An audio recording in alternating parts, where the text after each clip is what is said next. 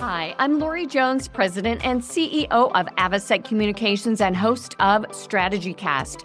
Join me and my guests, innovators, disruptors, and visionaries, as we explore bold and brave marketing strategies that help you transform, scale, and grow your brand.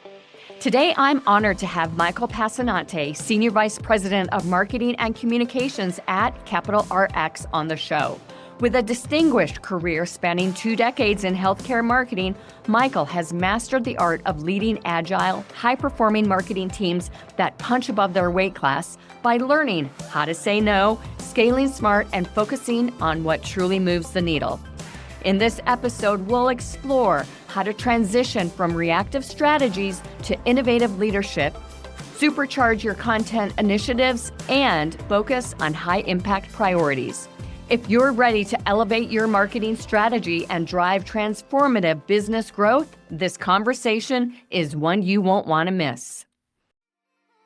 A competitive edge starts with strategy, and strategy starts with knowing how to develop one. StrategyCast is a leading marketing podcast that serves up strategic insights, trends, and tips to help separate your business from the pack. Tune in weekly as host Lori Jones interviews bold marketing leaders who have priceless wisdom and are willing to share. Each episode explores cutting-edge approaches that have proven instrumental in transforming brands into industry trailblazers.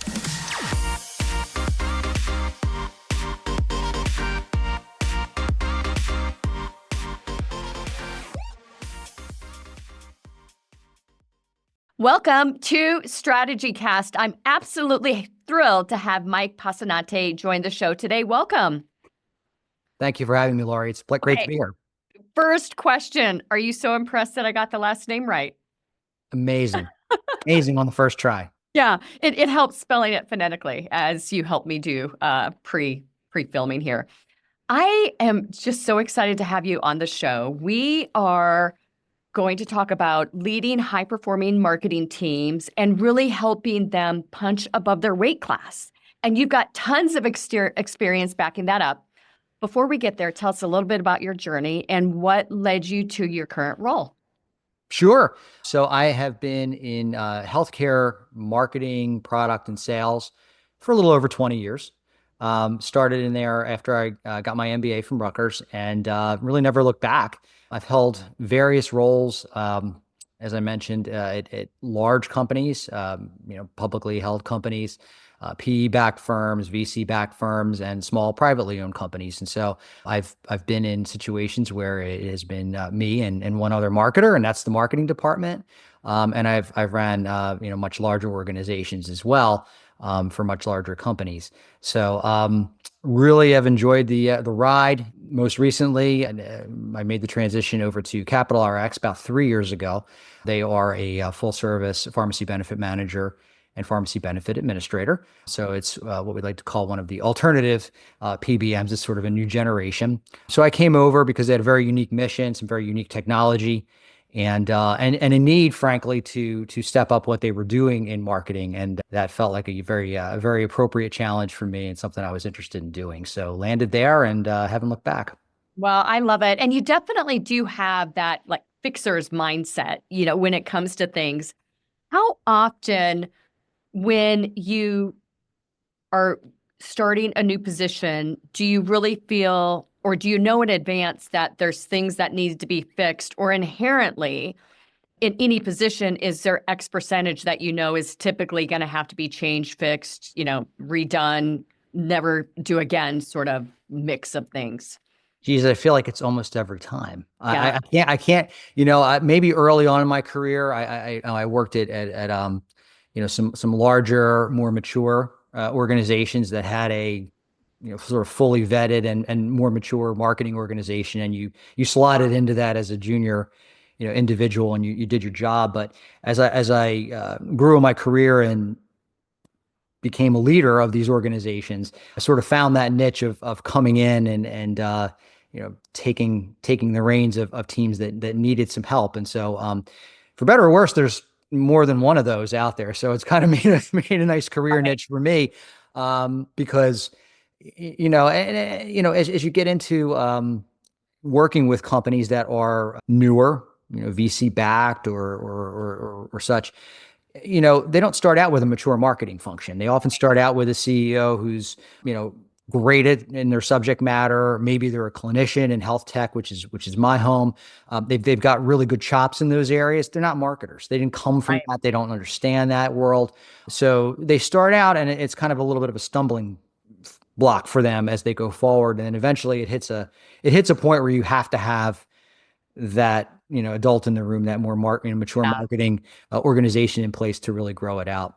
So call it young, new, inefficient. What is one of the first things that you look for? So I look to see whether or not the marketing team is working off a blueprint or they're simply just responding to requests. So proactivity versus reactivity is a huge deal. If they're, and you're going to hear me say this a few times, if they're strictly a deli counter, you probably got a problem because they're not advancing the marketing function of the organization or the strategy of what you're trying to do. They're simply just responding to the requests of others. And as I mentioned, the others may or may not have a really good perspective on how to execute against that. It's interesting, even in the agency world, I really work with our team members to not be order takers, which is exactly what you're talking about here. Our clients are paying good money for strategic thought process.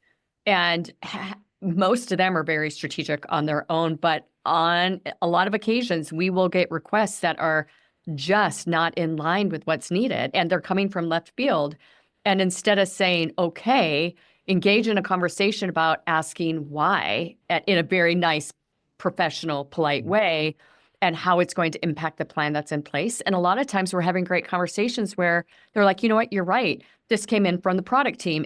And the CMO may not have known about the request coming through. So it does really help to push back. How have you worked with teams to help them push back? Yeah, it's a great question. I think it's exactly that kind of coaching as you've described. And I still see it, I see it in the organization now. I think it's natural in every organization. People come to marketing for lots of things. We can solve lots of problems. And so when I coach, my PMMs or others on the team, when they get those sort of left field requests, it is exactly what you said. Let's level set. Let's ask why. Let's find out what we're heading to. Just because they asked for it today doesn't mean it needs to be done today. Maybe it doesn't need to be done that way at all. Maybe we can bring in a whole uniquely different perspective to this situation, and get them a better result than they even contemplated. So let's be that partner in that way and really think through what we're being asked before we just move right to execution. Yeah, that's great. What do you think some of the most broken or most common symptoms are of a broken marketing function? I'll give you a few. So we talked about the deli counter. If you're just doing tactical asks, if you're just cranking out a sell sheet because somebody said, I need a sell sheet, you probably need to think about where you're at and how you're going to evolve that. Oftentimes I've also encountered situations where they're just not properly organized. They don't have a way to produce content, a way to handle product marketing, a way to handle demand gen. There's no accountabilities or responsibilities for that on the team. That can cause a lot of confusion, frustration, and certainly execution issues. So that's one thing. As I sort of intimated, accountabilities may not be clear. Who's going to handle what? And if you don't know if the left hand doesn't know what the right hand's doing, you can easily have that problem. I've seen that many times. Priorities not being clear, right? We're asked to do lots of things in marketing. We've got a plan. We've got the things that other people ask us to do. Do we know what we need to accomplish to make impact on the business, or are we simply just getting through the day? That is certainly a thing. More tactically, channels aren't clear. I've seen that too. I've come in situations where they say, look, we've got an Instagram account and a LinkedIn account and a Facebook account, a TikTok account. I said, what are you doing with these things? Exactly. I don't know. Pretty easy to find, situations there. As we mentioned, maybe stakeholders are driving the agenda. We don't know who our ICP is. We don't have an organized process for vetting messaging and really working with our stakeholders in an appropriate way. Maybe there's no content being produced, no organized campaigns. It's just sort of catch as catch can. Those are issues. And probably the biggest one is, what are your KPIs? What does management care about, right? There are a lot of things we can measure. And frankly, every business is different. We're all driving towards revenue. That's the ultimate KPI. But how you present that and how you showcase marketing's contribution to that effort will vary a little bit. And if that's not in place, that can certainly cause issues. Yeah. It's interesting. And I presume you don't run into this very often, because at the point a CEO or a board is discussing marketing with you, they know that there's a lot of value in marketing. But really, for our listeners today, there is a perception out there, especially with a lot of the younger startups, as we've noted, that marketing is the slide deck team for sales. Yep. And sales actually treats them that way as well. What do you have to say to those individuals who might be involved in that situation right now, or are delivering that mindset to a marketing team? Yeah, I've encountered that many times. And I think, you have to begin to demonstrate value. That's really what it comes down to. You have to sort of lay out what that vision is, because that's just the tip of the spear, right? That end deliverable is something that it's output. It's not the strategy. It's not what marketing can really bring to the table to be a business driver. And so you have to start to make strides and demonstrate, what marketing could be bringing to the table, what they should be bringing to the table. And frankly, in a lot of those cases, start to provide the tools for self-service so that people can kind of get off of that train and start to do those kinds of simpler tasks on their own, which will free up the team to be able to do more strategic things. Yeah, I love that. Now that we've talked a little bit more about this fixer the mindset and really how individuals can break through that to have stronger, more productive conversations with their peers in the business. Let's talk a little bit about some of the recipes you've deployed that have helped the brands you've worked on really punch above their weight class. Let's start. You've got this incredible 3-part formula that we talked about in our pre-show discussion. I absolutely love it. Could you, first of all, give us an overview of the 3 different parts, and then let's stop and talk about each one? Sure. So this one, it sounds rough to start, but it's saying no often. Really thinking about what that means. And we'll talk about how that plays into the situation. It's not always saying no to someone else. Sometimes it's saying no to your own desires as you move through, right? I should not be doing this right now. Yes. Yeah. Absolutely. So there's more to unpack there. I think scaling content machines is just such a huge value driver today, and something that you really have to start work on quickly. So we'll talk about that too. And also something which seems kind of radically simple, but picking out your high impact initiatives, the drivers. What are those things going to be that are going to move the business forward, and using those as your North Star as you move through everything. So happy to unpack some of that as we go forward here. Okay. I love it. So let's talk about how you build a culture where saying no is all about strength. One of my business school deans had a great saying, and it always stuck with me. He said, strategy is being able to tell people what you're saying no to. That is brilliant. Repeat it for us. Strategy is being able to tell people what you're saying no to. He kind of followed that up. He said, anybody can have vision. Yeah, I want to do this, I want to do that, but tell me your strategy. How are you actually going to get there? Which means you're going to make choices. Yeah. And when you make those choices, some of them are going to be yes, and some of them are going to be no. And so understanding that you can't do everything is sort of the place to start. But it doesn't mean that you start from nowhere, right? You need to develop your positioning. You need to develop your plan. You need to work that rigorously. And then what you want to do is use that as a prism to put every additional request through, right? Whether it's coming in from another stakeholder, or maybe even from you. I had this really cool idea, or a vendor called me and I want to try this. Does that move my plan forward?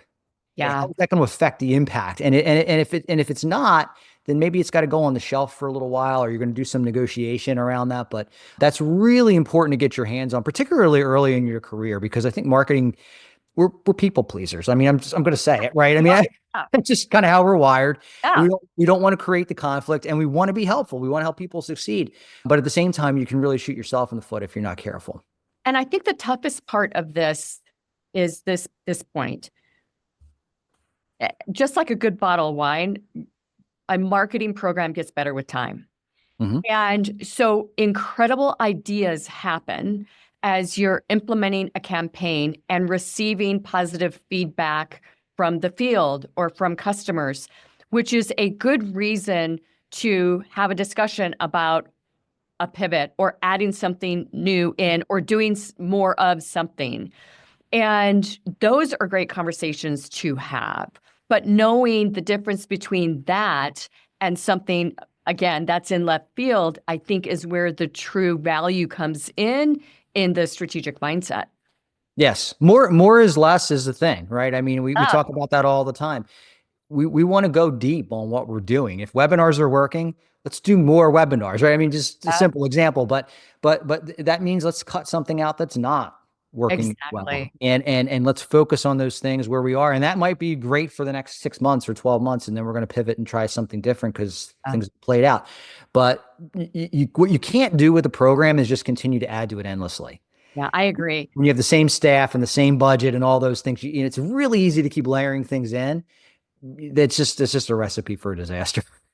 I am looking at a quote that we've got across from our studio here in our conference room, and it's tactics win points, strategies win games.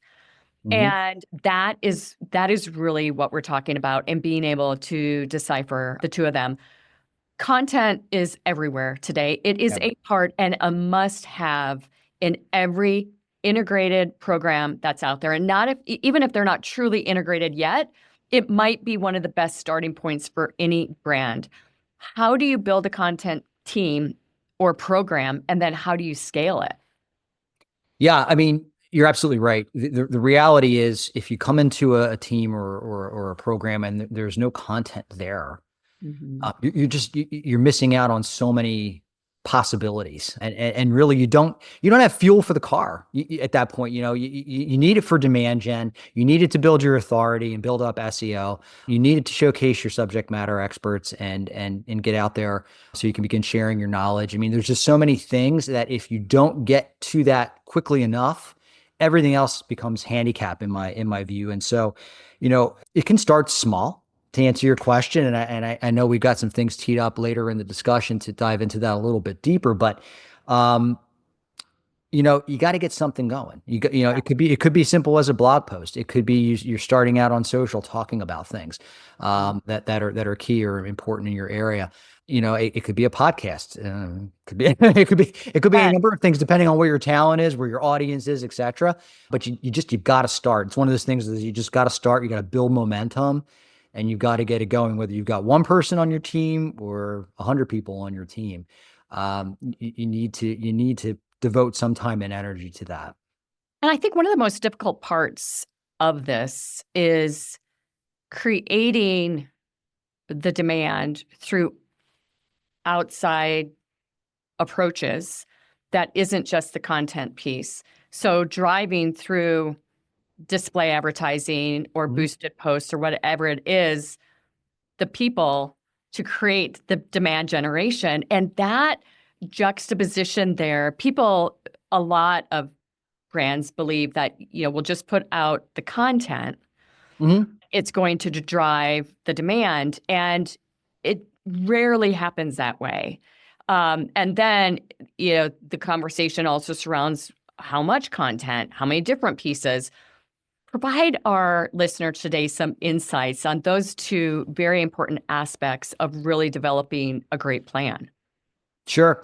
My team hears me say all the time, we've got to squeeze the juice. So I like to start with a hub and spoke model to tie content together and really understand what it is we're trying to talk about in the marketplace and what kind of conversation we want to be having and what's going to link that back in people's minds in a very material way. I think once you have clarity on that and you've linked it to your ICPs, you've got a really good place to start. Then it comes down to how do you gather the content? And that can be very difficult, particularly trying to get it out of very busy subject matter experts. And so you really need to think carefully about how you're going to get that. Could be an interview, could be a podcast, it could be any number of things. And I will tell you, we've had great success with those kinds of tactics in being able to get content from our subject matter experts that we can then use and convert into any number of things, right? Ebooks or webinars or other kinds of things. But because you have that hub and spoke model, then what you're doing is you're thinking about how do I repurpose all of content, right? Because a one and done's no good. You can't do a webinar. You need to get the video out there. You need to use clips on social. You need to convert it into an article. You need to do all of these things, right? Everything needs to be just squeezed to its max. And if you're working on theme and on concept, you're going to continue to drive that message through a wide variety of channels, which is surely going to start to influence some of the people that you're trying to go after. And again, the tangent to that is channel selection, right? Yeah. Where's the audience? And you need to identify that because you cannot be everywhere and you cannot do it all well. So where are they? How are you going to reach them? How are you going to get them on your webinar? How are you going to reach them on whatever social platform they happen to be, living on? We're a LinkedIn shop. I mean, that's where our audience is. When I started this role, we had several social media platforms that were active, and we had to narrow our focus so that we could do one really, really well. And I like to think that we've accomplished that goal, or at least are on a long road to get there. But those are the kinds of things you have to do up front and start small, I think, to get that flywheel turning. Once it's turning and people start to see that result, it helps. Now, don't forget the measurement piece either, right? So as you kind of mentioned, it's great to have it all out there and we hope something happens, but you kind of got to know something's happening. So you need to be able to analyze the content that's working well. Ideally, you're going to be linking back that activity to people that are in your database. And ideally, you're going to be linking that engagement to open pipeline and hopefully close business along the way. And so creating that tech stack that allows you to do that and create that storyline so you can show the impact to the business is absolutely key. And we're talking about outsizing impact here, right? And really positioning brands to punch outside of their weight class. When resources are tight, and I don't know many brands that don't have tight resources today, how do you decide what's really going to create that big impact? Very simply, I like to look at our biggest opportunities or our worst problems. You know, I mean, I'm kind of a simplifier by nature, but honestly, that's what it comes down to. If you've got a serious problem that you can contend with in your sales funnel that can be addressed from some type of a marketing activity, that might be the break point that opens the floodgates for you, right? Or conversely, maybe there's a market opportunity that you haven't been able to seize, and having the right kind of program in place can drive that forward. And so those are the places that I like to start. And I will tell you, I love, if I'm coming into a new role, I love to start with sales enablement. I know. Usually it's a huge deficit, right? Because all they've been getting is sell sheets or, kind of random promotional things. If you can put a program in place that really provides value to the sales team to help them sell better, provide overflight against opportunities, and drive their program forward, you are going to get allies that you need in order to get the next thing that you want to get done, because that's where it's going to come from. They're going to make or break you in a lot of ways if you're not connected with them. And of course, it does the most important thing. It helps drive revenue, which is what everybody wants. And so when now you're a marketer who helps drive revenue, you're a marketer who's a friend to sales. And now getting that next phase of your program in place becomes that much more achievable, because you don't come in saying, give me 6 months to think about this. You can come in and there's usually some very low hanging fruit you can attack to start to make those inroads.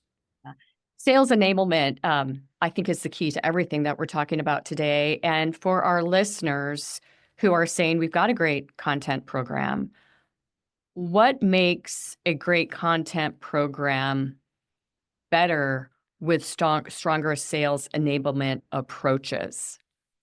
Stories. Yeah. Stories. I mean, that's ultimately what the sales team needs. Everybody talks in the feature benefit mindset. And again, going back to the things you find a lot of times when you arrive at companies that don't have a more mature program, it's the sell sheet that just has a rambling of all the things the product does, right? Or somebody's, nomenclature about it.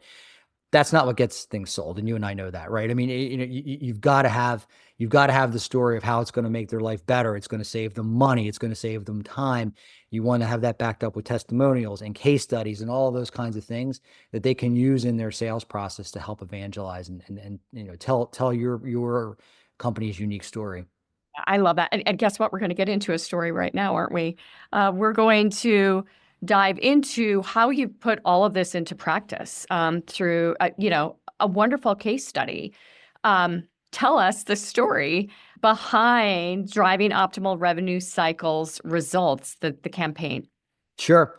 So I picked this campaign out of a lot, frankly, over the years, but I grabbed this one because it was done when I was in a marketing department of two.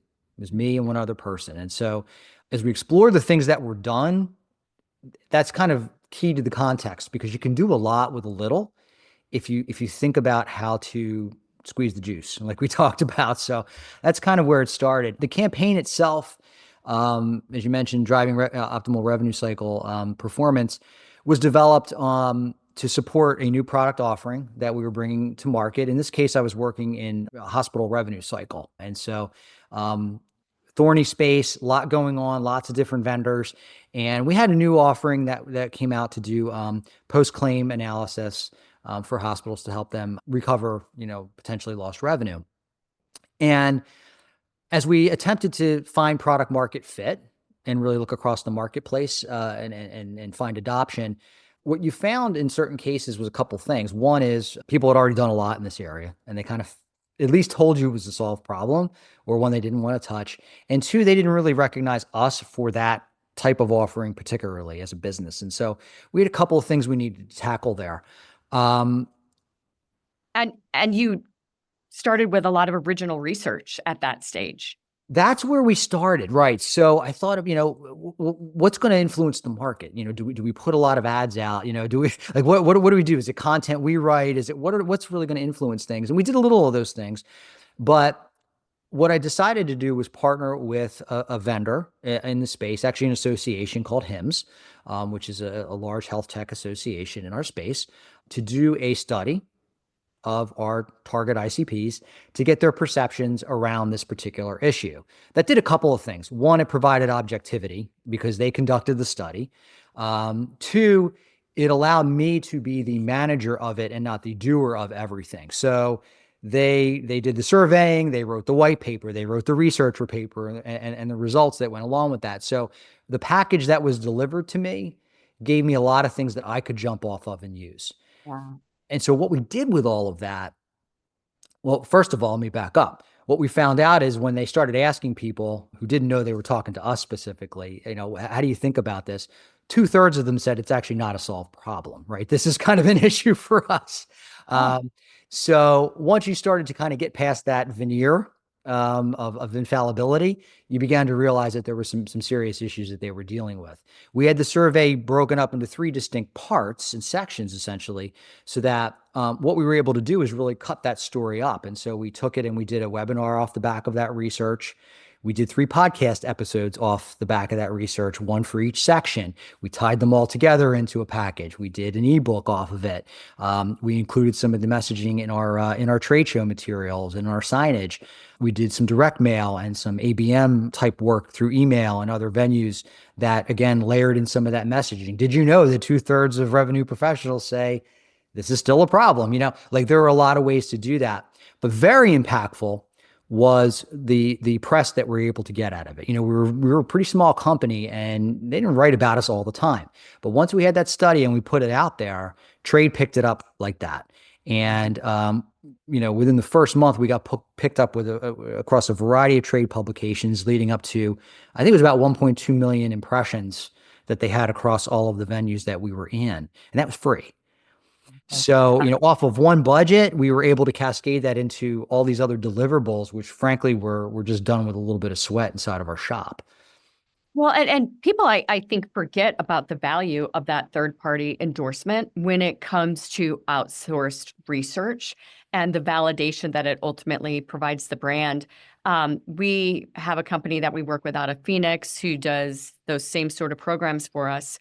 And what we've been able to build over time is a market need by which the media are looking for the report to be released yearly, Yes. which is a great position to build in. And, we've layered in pieces of the research now regarding, would you like to be involved in additional research focus groups so that we can develop those one-on-one relationships through brands that wouldn't necessarily ABM that wouldn't necessarily be available outside of that.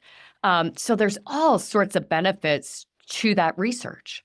And guess what? People trust those publications. Yeah. That's where they live. That's where their affinity groups live, their colleagues. Those are the things that they're looking at. When you show up in those places, it just adds so much more credibility than an email you send as a company. It's a very special dynamic. It also gets you out of the cycle, and we've all been there, where someone in management says, "We got to do a press release," and you're like, "For what?" Like what? Media doesn't want to necessarily write about you, but they will write about things that you send them if it's interesting to them and interesting to their audience. And if you give them a story, you're going to show up well in that story.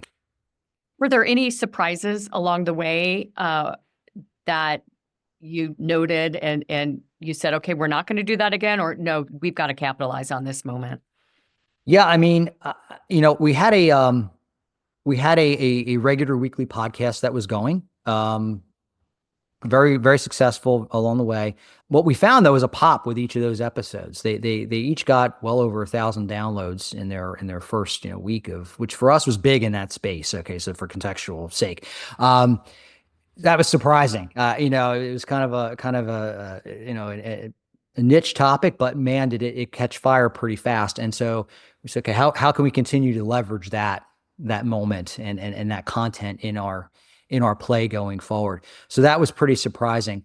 I also thought, what was interesting is in our first webinar, we didn't have what I would call like a lot of people, but we had a lot of the right people.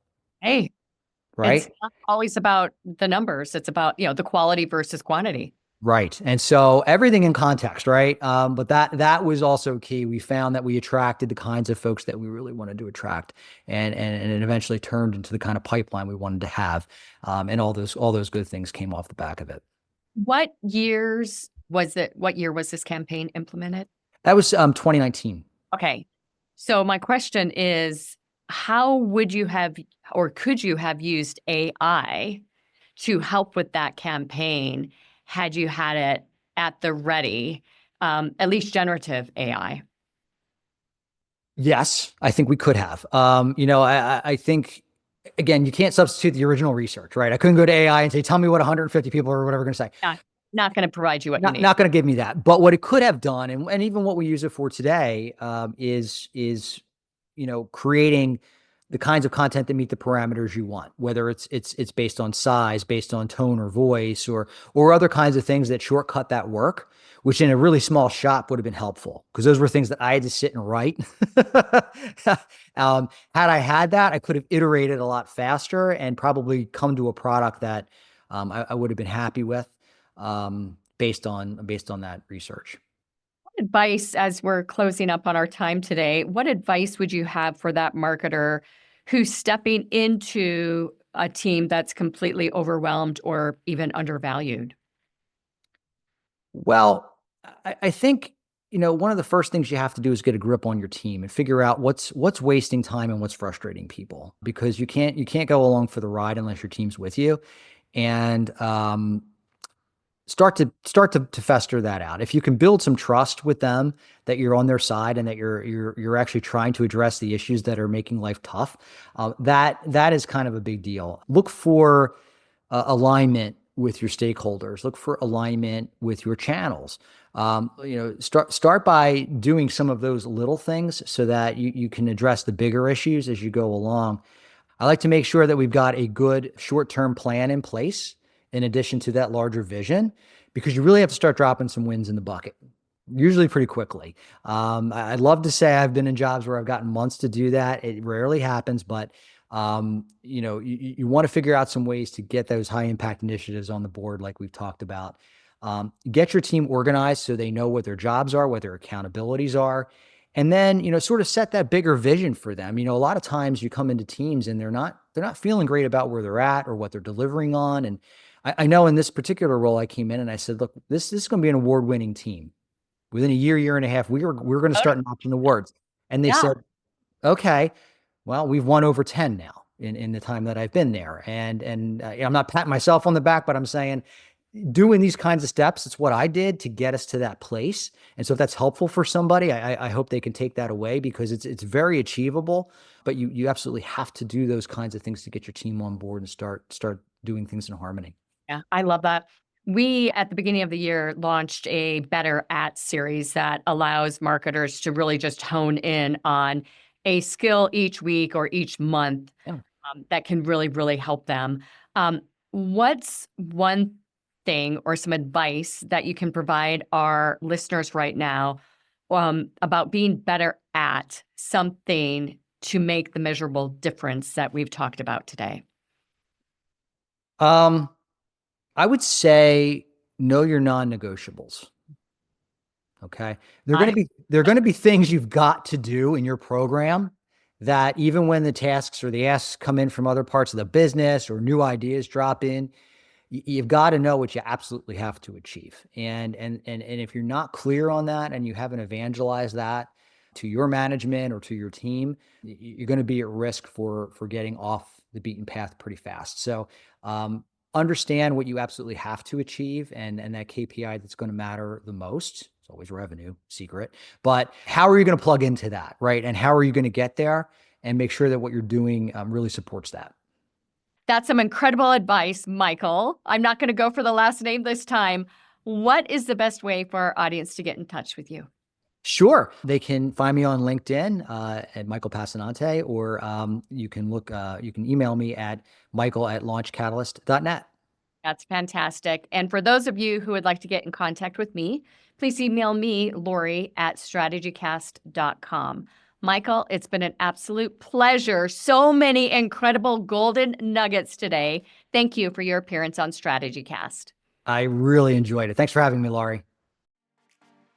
That's a wrap. Thanks for joining us on today's show. We hope your strategic brains are spinning with new ideas and bold inspiration that will elevate your strategies and marketing know-how.